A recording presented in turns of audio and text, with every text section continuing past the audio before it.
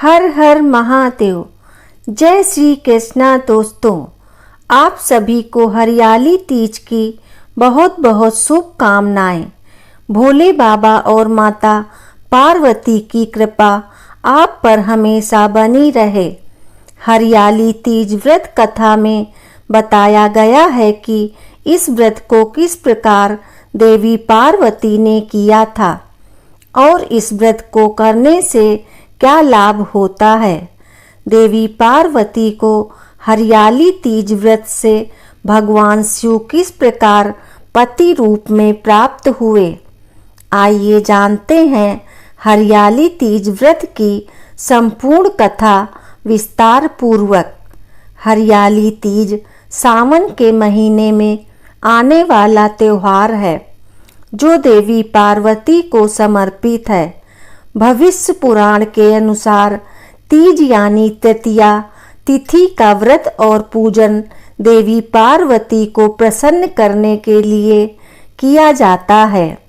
पुराणों के अनुसार चंद्रमा की 27 पत्नी हैं।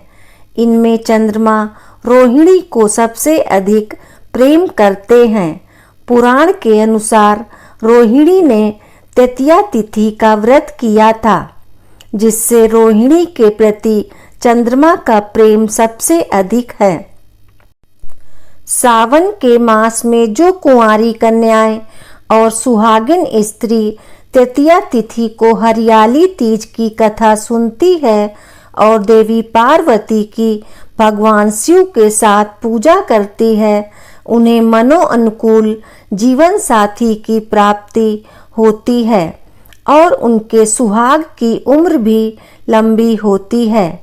इस संदर्भ में पुराण में कथा है कि देवी पार्वती और भगवान शिव ने हरियाली तीज को किस प्रकार कन्याओं के लिए विवाह और वैवाहिक जीवन में प्रेम और आनंद पाने का व्रत बनाया।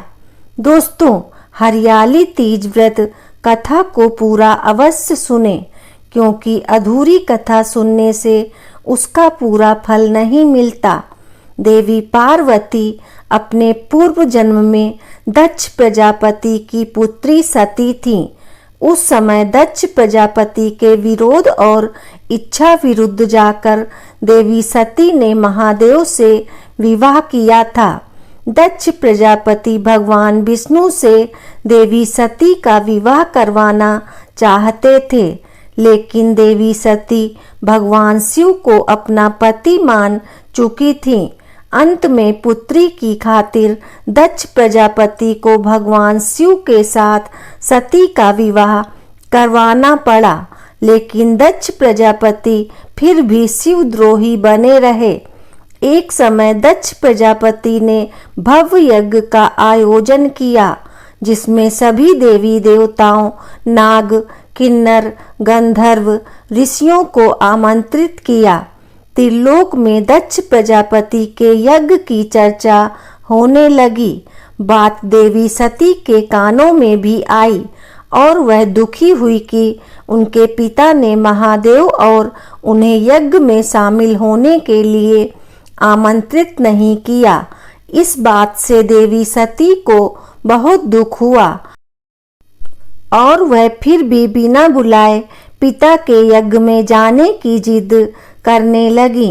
महादेव ने देवी सती से कहा कि हे देवी, बिना बुलाए पिता के घर जाने से भी मान सम्मान की हानि होती है, इसलिए मेरी बात मानो और तुम ना जाओ। लेकिन देवी सती अपनी जिद में शिव की बात को मानने को तैयार ना हुई और शिव जी से कहने लगी कि आप भले ना जाएं, लेकिन मैं अपने पिता के यज्ञ में जरूर जाऊंगी। और वह शिव जी की आज्ञा के बिना ही मायके चली आई। दक्ष प्रजापति ने जब देवी सती को बिना बुलाए आया देखा तो देवी सती और महादेव का बड़ा अपमान किया। उस समय देवी सती को महादेव की बातों का स्मरण हो आया और अपनी भूल पर वह प्रायश्चित करने लगी। सती ने कहा कि महादेव के मना करने पर भी मैं यहाँ आई और मेरे कारण मेरे पति का अपमान हुआ है, अतः अब किस मुंह को लेकर शिव जी के समक्ष जाऊंगी। दुखी और क्रोधित हुई सती उसी समय पिता के यज्ञ कुंड में शिव जी का ध्यान करते हुए कूद गईं और सती हो गईं। देवी सती के अग्नि कुंड में देह त्याग की सूचना मिलते ही भगवान शिव ने अत्यंत क्रोधित होकर वीरभद्र को प्रकट किया, जिसने दक्ष प्रजापति के यज्ञ को नष्ट कर दिया।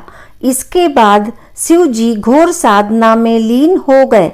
इधर देवी सती को भगवान शिव की आज्ञा का उल्लंघन करने का दंड भी मिला और उनके कई जन्म होते रहे। इस तरह देवी सती के 108 जन्म हुए। 107 जन्मों तक वह भगवान शिव को पुनः पति रूप में पाने के लिए तपस्या करती रहीं। 108वें जन्म में देवी सती का हिमालय की पुत्री पार्वती के रूप में जन्म हुआ। इस जन्म में देवी पार्वती ने भगवान शिव को पति रूप में पाने के लिए सावन में मृत्तिका से शिवलिंग का निर्माण करके भक्ति भाव से शिव जी का पूजन किया और तपस्या में लीन हो गई। देवी पार्वती की तपस्या से अंत में प्रसन्न होकर हरियाली तीज पर भगवान शिव प्रकट हुए और माता पार्वती को वरदान दिया कि तुम मेरी अर्धांगिनी बनोगी। इस तरह हरियाली तीज के दिन देवी पार्वती को भगवान शिव से मनोनुकूल वर प्राप्ति का वरदान मिला। इसके बाद भगवान शिव ने देवी पार्वती के आग्रह पर कहा कि जो भी कुंवारी कन्या हरियाली तीज का व्रत करके भगवान शिव और देवी पार्वती की पूजा करेगी, उसे कामना के अनुसार सुयोग पति की प्राप्ति होगी। और जो सुहागिन महिला हरियाली तीज का व्रत करेगी, उनका वैवाहिक जीवन प्रेम और सुख से भरा रहेगा। जैसे महादेव ने मां पार्वती को आशीर्वाद दिया, इस तरह से सभी सुहागिनों व कन्याओं को भी अपना आशीर्वाद प्रदान करें। सबके जीवन में सुख समृद्धि का आगमन हो। हे भोलेनाथ और माता पार्वती, हम सब पर भी अपनी कृपा बनाए रखना। प्रेम से बोलिए हर हर महादेव। जय हो मां पार्वती की। दोस्तों, कहानी अच्छी लगी हो तो कृपया कमेंट में हर हर महादेव अवश्य लिखें। वीडियो पसंद आया हो तो लाइक करें और आगे के ऐसे ही वीडियो के लिए चैनल को सब्सक्राइब अवश्य करें। धन्यवाद आपका।